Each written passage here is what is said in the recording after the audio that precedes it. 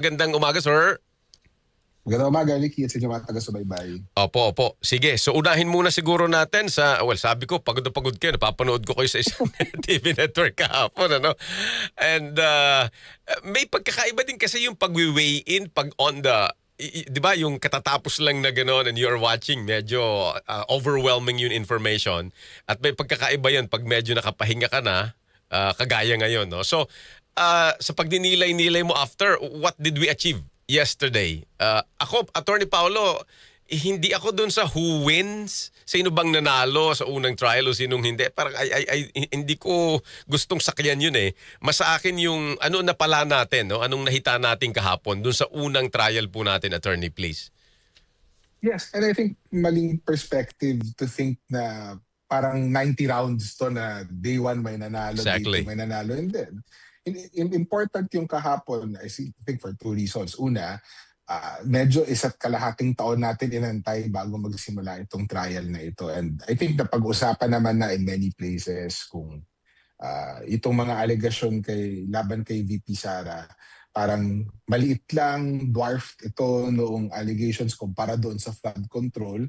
Pero Ricky, 700 million is still 700 million, di ba? Yung pagtatangka allegedly sa buhay laban ng Pangulo, lalo na kung ikaw yung hahalili sa kanya, kung mangyari nga yun, seryosong alegasyon yun, parang hindi naman importante na pag-usapan at tignan yung ebidensya ukol doon. So, yun lang naman ang itinutulak ng mga gusto magpatuloy yung paglilitis at yung impeachment. Ano yung ebidensya laban sa kanya? Ano yung depensa niya na pwede niyang maibigay?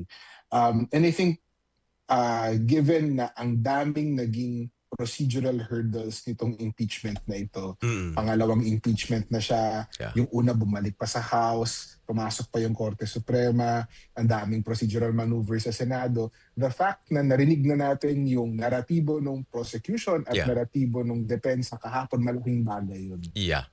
Kasi ibig sabihin nun, nagsimula na yung paglilitis, mahirap na yan pigilin. Kasi binuksan mo na yung kahon, nung pag-uusapan natin, bakit mo isasara? Madaming tanong bigla kung ipipilit mo pang itigil yung proseso. Siguro, pangalawa na quick reason is, importanteng opening statements kasi yung public character ng impeachment, ibig sabihin na bagaman ang nagde-desisyon dito ay yung mga senators, no? Yung senator judges na tinatawag natin kahapon, ultimately, political siya na proseso. So yung mamamayan mismo will make judgments, maghuhusga sila, hindi lang ukol kay VP Sara, but ukol doon sa mga senador. To a certain extent, judgment din yan ng mamamayan sa sarili niya. Kung ano ba yung mga values na importante sa ating lipunan. But nagsisimula yung paglilitis na iyon doon sa pagbibigay ng kwento ng bawat side. So nakita natin yun sa prosecution, it's a story of accountability for them. For the defense, kwento naman siya ng persecution na hindi din naman acceptable sa ating pamahalaan. So kung paano nila bibigyan ng laman yung kwento na iyon in the next 90 days, 90 hearing dates, yun yung aantabayanan natin. Alright. So since andyan na tayo, sa point na unahin ko na yung usaping yan kasi I don't know, hindi na kita na subaybayan the latter part nung pinapanood kita sa isang network. Pero ano ba ang pakipaliwanag lang, attorney? Ano ang halaga yung segwada, yung unang ano na pinopropose ni lead prosecutor Jervy Luistro na 'di ba makapagpasok ng plea whether guilty or not guilty si VP Sara. And then yung pagbotohan, yung I think ikaw na rin yata nakausap ko doon na yun yung unang alam natin, 'di ba, na every article of impeachment may botohan na nangyari. So, una, sa aming mga hindi abogado, ano bang ibig sabihin noon? And then agad sinalag yun ang defense na parang she is questioning na ano ba ito? You are manifesting an arraignment or what? So, pakipaliwanag mo lang no. Ano bang saysay noon, no? At bakit anong dapat nating malaman doon yung mga nakikinig nanonood sa atin? Yung basic principle ay bagaman sui generis itong kaso ng impeachment, may mga patakaran pa rin siya. At ang mga patakaran ng proseso, procedural rules, ang disenyo niyan ay simplihan yung proseso. And in the particular case of impeachment, mahalaga siya kasi politically controversial yung kaso, which means pag inayon mo siya sa patakaran, Mm-mm. mas magiging neutral, mas magiging maayos yung pagde-decide. Oo. On that note, yung rules of impeachment kasi natin na kinuha natin, yung Senate mismo kinopya niya yan mula sa Estados Unidos. So Mhm. hindi lang yung Constitution yung kinopya natin, pati yung Senate rules. Mixture siya of two traditions.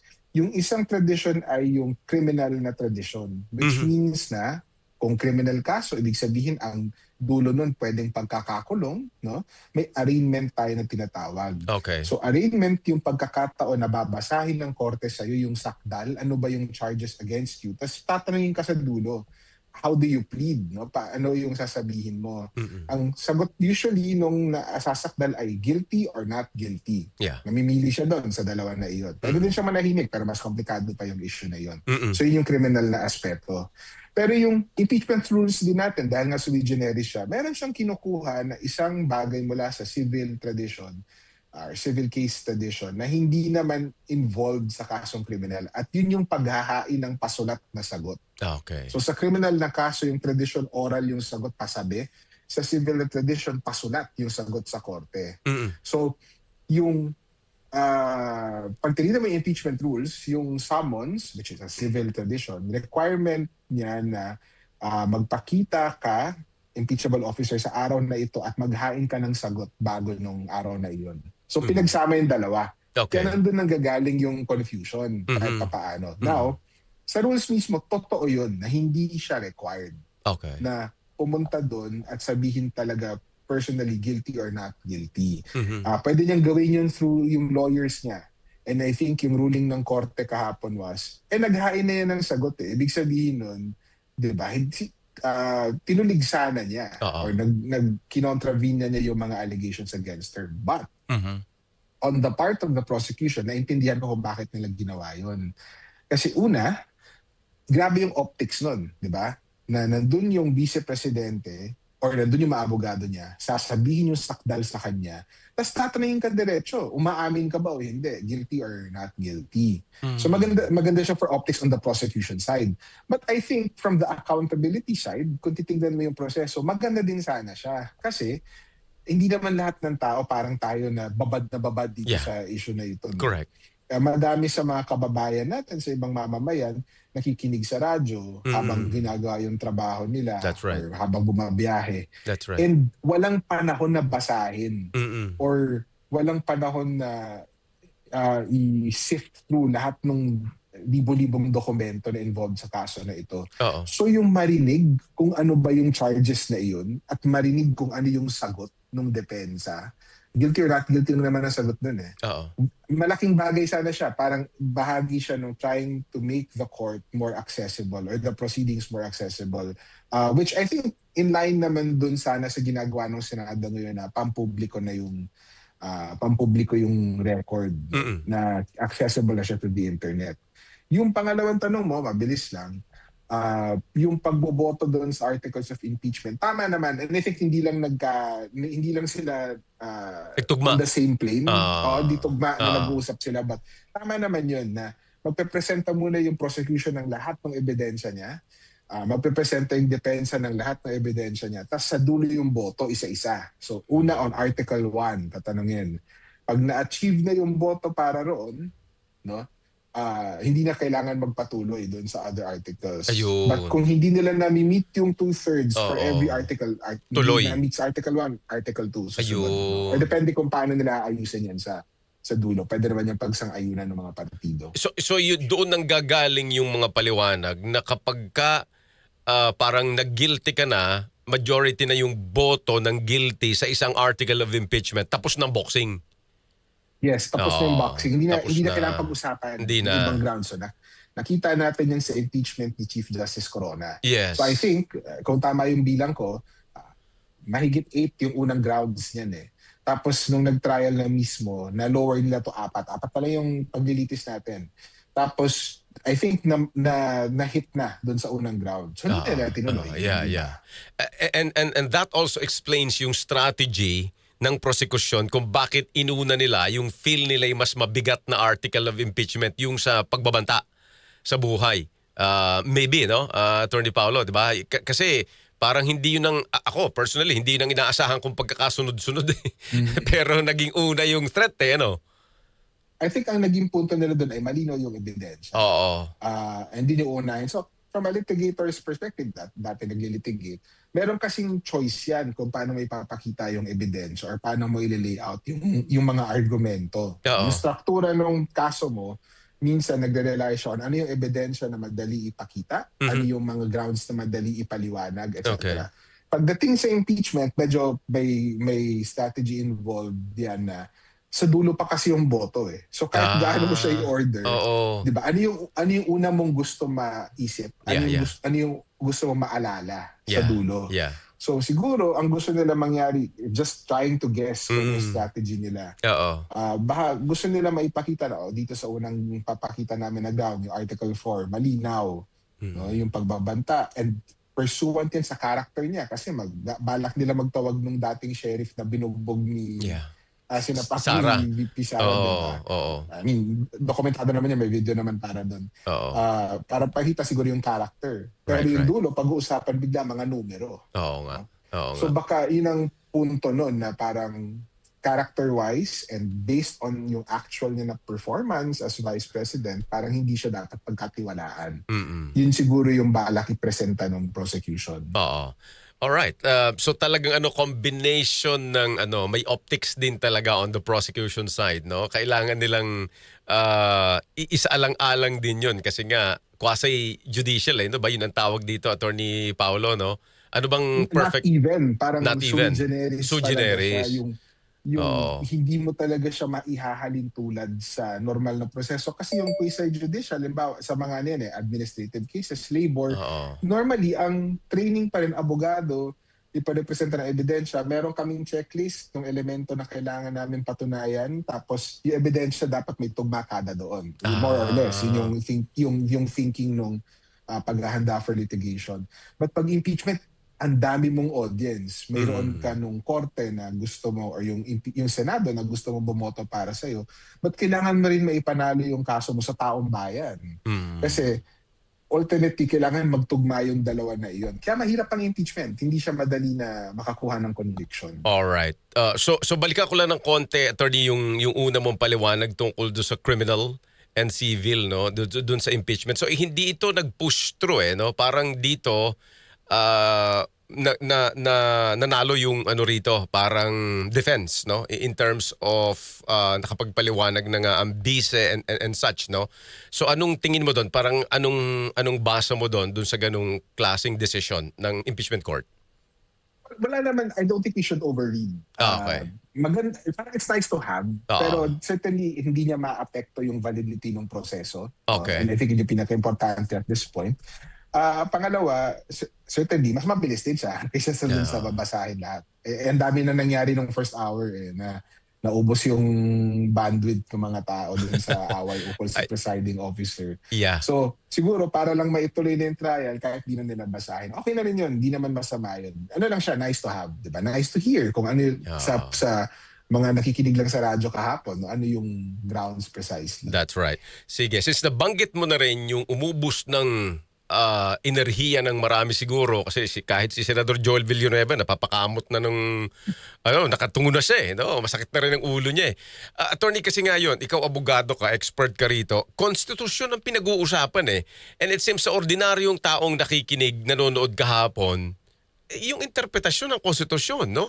Yung intention ng framers ng konstitusyon, the minority side is saying, sandali lang, wala sa konstitusyon yung paghalal na parang fixed na Senate President na magiging presiding officer So, ikaw bilang constitutional expert, lawyer, paano ito? I mean, normal ba ito o may political ba ang driving force nito? O paano basa mo rito?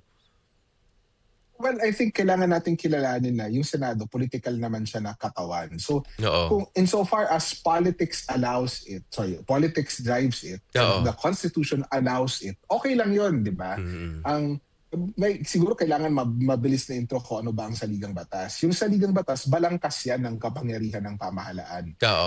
Yun yung kailangan mag-work ka within the limits na sineset ng saligang batas. Pero maikli lang yan. No? Actually, yung estudyante namin, minsan pag sa Con Law 1, yung Constitutional Law 1, assigned yan bago ka pa lang pumasok sa classroom, sa unang araw. Kasi maikli lang siya eh. Mm-mm. So, yung disenyo niya parang balangkas lang siya, outline lang siya ng kapangyarihan ng pamahalaan. May limits doon, pero kung hindi siya binabawal lang sa ligang batas, generally permitted. No? Oo. Hinahayaan natin yung gobyerno natin na magtrabaho batay sa sarili niyang judgment and policy judgment. So, pagdating doon sa issue ng presiding officer, malinaw naman yung sa ligang batas. Ang sinasabi lang niya, yung presiding officer kapag yung impeachment trial ay Pangulo ang involved, yung Chief Justice. Tapos tahimik na siya doon sa ibang Sa iba. bagay. Oo. No? Hango natin yun sa Estados Unidos, yung rule na yan. So mahaba yung explanation kung bakit gano'n yung rule, but hindi natin pupuntahan yun. Oo. But ang tanong bigla ay, kung tahimik yung constitution natin, kung sino ang magpe-preside doon sa trial kung hindi Pangulo yung impeachable officer, ano ba yung dapat na gawin natin? And I think yung solusyon doon ay nasa isa pang provision sa dulo ng Section 3, Okay. Section 3.7 yata or Section 3.8. Oo. Sinasabi doon na yung the Senate or the Congress shall have the power to promulgate its rules of procedure to implement these provisions. Oo. So ibig sabihin nun, Senado. sinasabi nun sa ligang batas mismo na Oo. Senado or Oo. House of Representatives, kayo na bahala. Diba? Kung paano nyo i-lay out yung proseso na yan. And including doon, I think kung sino yung presiding officer. So, nabanggit ni Senator Alan and Senator Pia Cayetano kahapon yung framers deliberation. Na medyo problematic yun kasi una, ang binoto ng mamamayan noong February 2, 1987 ay yung teksto ng saligang batas, hindi yung intent ng framer, hindi yung away ng framers o yung deliberations nila. Yun. In fact, hindi nila nababasa yan karamihan. Oh, diba? yun. So, democratically, yung choice nila is actually kung ano yung teksto ng saligang batas. Ayun. Pangalawa, kung sobrang importante nito sa framers, yung pumupunta lang tayo kasi doon kung malabo yung saligang batas. And hindi malabo. May space, hindi ibig sabihin nun malabo. No? Tama.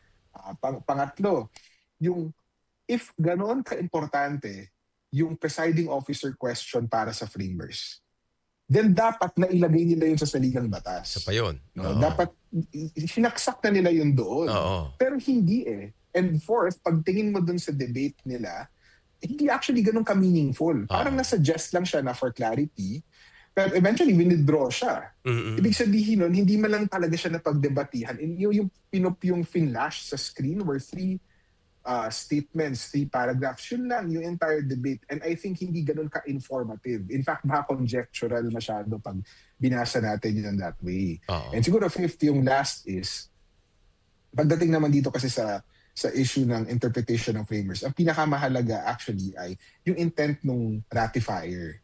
Yung intent of the framers, paingat mismo yung korte natin na hindi natin yan titignan kung malinaw naman yung teksto. Yes. So parang maraming reasons not to go that far. I think dapat mag-prevail nga yung idea na itong proseso na ito, Senado mismo yung nagde-decide. Yung Senate President or whoever is the presiding officer, isang tao lang yun. Yeah. So hindi siya papakialaman, hindi siya ima-micromanage ng ating saligang batas. So may punto yung napaka-iksing pagtayo ni former Senate President Soto na sabi niya, yung mga binabanggit mo, research resource lang yan.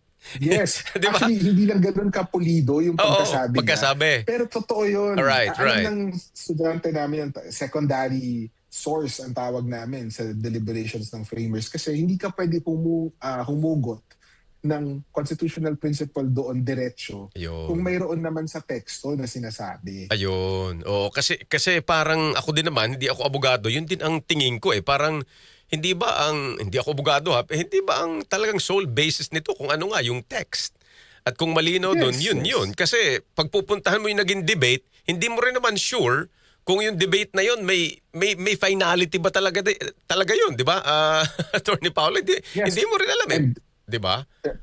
Intent of the framers. Yung framers, 50 exactly. na tao yun. 2 tao lang yung nag-away doon sa issue na iyon. Mahirap siya i-pull na yun yung naging entire exactly. sense.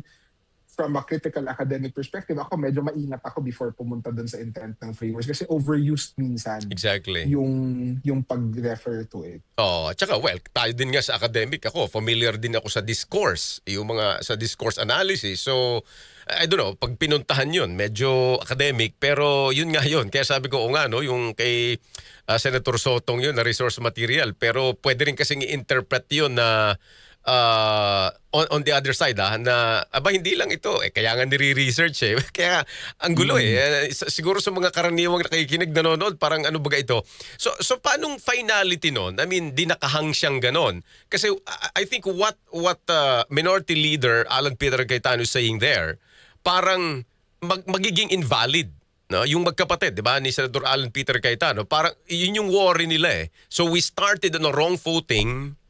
So baka maapektuhan ito. So tingin mo anong kwan yan? Anong future niyan? Will they question this? I don't think it will be invalid. Kasi Oo. babalik tayo dun sa prinsipyo na yung kapangyarihan na itry itong kaso na ito, nasa Senado siya, wala siya sa Senate President. Right. So kung nandoon yung 21, may quorum nung gumagalaw ito, and hindi naman ino-objectan yung rulings ng presiding officer, no? And as a rules yun, pwede nila objectan yun kung hindi sila masaya. No? Yung mga senators, pwede sila mag-object to it, pwede sila mag-call ng vote for it. But so far kahapon, not one vote was called on yung actual rulings ni Presiding Officer Chis Escudero. So I don't think it will invalidate yung proseso. Multi-member yung katawan. In the same way, just to use an analogy, noong nakowaran to si Chief Justice Sereno noong 2018, Okay. diba? Parang sinabi nila na huwad yung appointment mo. Disagree with that academically, but yun yung sabi ng Korte Suprema. Oo. Hindi naman na-invalidate yung mga opinion na dinecidan niya Yes. within yung 2012 to 2018 na period. Kasi collegial yung Senado. Na so mabubuhay, mag-continue yung rulings na yon. I think though, the ultimate effect nung nangyari kahapon, at buti na lang naitigil yun within the first hour, nakakadisillusion kasi sa mamamayan. Di ba na pumunta ka dito para manood ng boxing tapos ang pinag-awayan, rules. Oo nga So parang hindi ganun ka-encouraging, but I think maganda yung direction na sinet nung Senate after the first hour na, o sige, parang yung mga ganyan na bagay, no? Procedure na yan. Even yung issue dun sa pagbabasa ng sakdal, Right. focus tayo dun sa ebidensya na lalabas. Tama. And magandang direction yun na iset. Tama. Oh, siguro final na lang ito. Alam ko marami ko pa rin nakalinyang pagpapaliwanagan pero hindi ko pwedeng parang iwanan ito Attorney Paulo matanong sa iyo. Ano sa tingin mo yung nagtulak I don't know but it's very legal no yung desisyon ng presiding officer ni Senator Chis Escudero. He maintained yung 2/3 no and he maintained the number 24 senators. Parang talagang wala siyang sinabi tungkol sa kung may nakasuhan dito, hindi pwede mag-participate and so on. Anong tingin mo sa ganung interpretasyon ng presiding officer? I think unang-una, hindi siya desisyon ng Senado. No? And yung rule na ito, ultimately, magiging desisyon siya ng Senado kung ilan yung bibilangin nila. Meron tayong conflicting interpretations right now kung ano ibig sabihin ng all of its members. And yung tanong na iyan will be addressed to the body at some point. And that some point is likely pag bumoto na sila sa dulo. Right. Pangalawa though, kaya ako lang nasabi yun kasi alam ko yung hinahabol ni Senator Cayetano sa dulo na parang I will take this as a decision of the court kasi galing sa presiding officer. I think way yun para itali, no? Ihagtay yung court na ito na 2/3 But bakit nga ba all of that said, mukhang may evolving or may evolving na pag-uunawa tayo na 2/3 nga yung required as of now, no? As of now. Yung pag-unawa natin sa saligang batas, nag-iiba siya whether we like it or not based on yung practical circumstances. Kung gusto mo ng example, yung example niyan would be yung sa Senate presidency ng last 2 months. Kasi for the longest time, ang intindi ng mga tao or intindi ng mga abogado ay kung magtatanggal ka ng Senate President, 13 din ang kailangan mo tanggalin. But parang nakita natin in the last 2 months na parang bagaman hindi na consider by a wide margin na si Senator Gatchalian permanent Senate President na siya noong nangyari yun, kinonsider at least ng Kongreso, ng House, kinonsider ng Pangulo na hindi na si Senator Cayetano yung Senate President. So Oo. nakita niyo evolving Yeah, yung yeah. pag-unawa natin based sa Right. realities kasi Right. kulang ng tao by the Oo. time. Ganon din dito sa two-thirds. Tansya ko. No? Depende, Oh. may maaaresto pa ba? Kasi Oo. kung imposible naman na maatin, what if yung number na namatira na lang 15? Oo Hindi nga. tapos na yung trial. Ganon ba Oo. yung habol natin?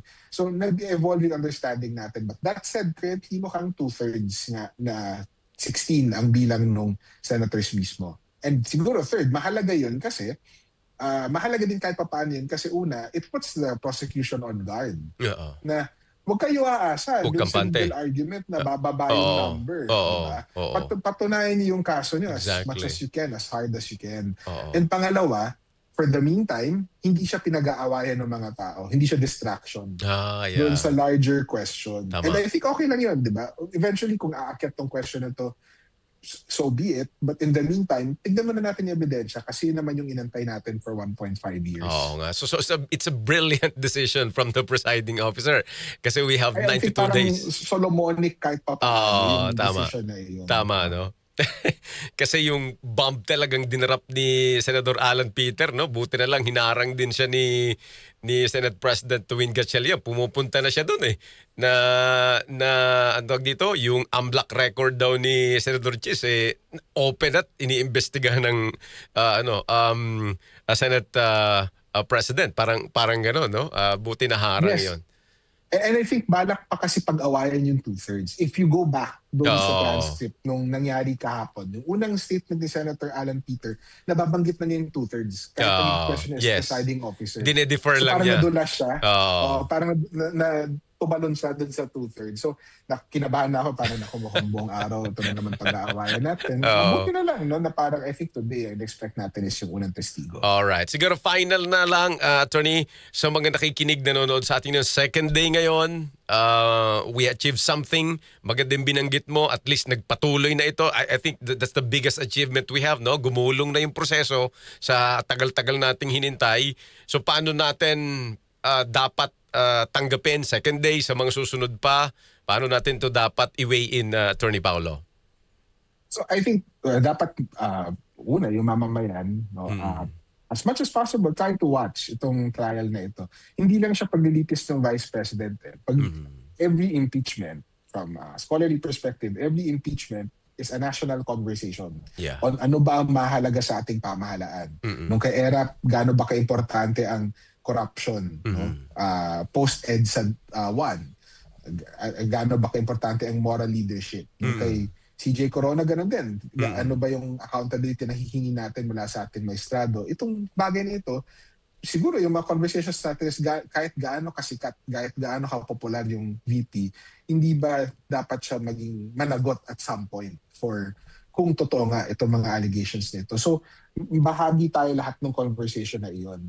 And I think duty natin bilang mamamayan na bantayan yung proseso. But, that said, I think hindi naman tayo blind dun sa reality na nai-info overload din tayo kadalasan. Exactly. So maganda na mag-rely yung mamamayan sa reliable media. Oo. Yung media na magsasabi sa kanila kahit ayaw nila marinig yung sinasabi sa kanila. Yes. No? Para magkaroon tayo ng informed judgment. Para ultimately, pag tayo na yung bahagi ng pagde-decide, no? And hindi naman tayo boboto, but part tayo ng decision na iyon, para intelligent din yung ating decision sa bagay na ito. Oo. Paka-importante niyang binanggit mo ngayon kasi pag tumingin ka sa SOCMED, bumisita ako ng kaunti kahapon, mga pangungutya na sa mga itsura at Yes. mga ay Diyos ko, ano ba naman kakong nangyayaring ito. Anyway, Attorney Paulo, huwag ka magsasawa ha, at kami tatawag ulit sa mga susunod. Alam mo na, 92 days ito at kailangan po ng ating mga mamamayan ang kagaya ninyo na nagpapaliwanag po ritong nauunawaan ng tao. Attorney, thank you. Mabuhay ka. Maraming salamat din po, magandang umaga. Thank you. Attorney Paulo Tomas, Assistant